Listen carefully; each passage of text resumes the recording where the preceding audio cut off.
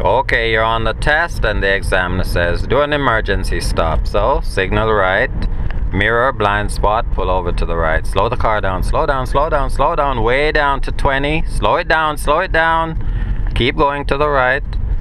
Slow it down. Yes, you get right off the road. And stop with the wheel straight. Complete stop. Apply the parking brake. Gear selected to park. Not so rough, man. Gentle, you'll wreck the car. Now cancel the signal. Then four-way hazards.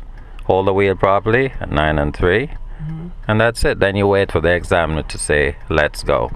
Okay, let's rehearse what we just did. You're on the test, and the examiner says, do an emergency park, or do an emergency stop, or do a roadside park or a roadside stop. You signal to the right, check your rear view mirror and your right blind spot, slow the car down, and come as far to the right as possible. Make a complete stop. Apply the parking brake, place the gear selected to park, and cancel your turn signal, then put the hazard lights on.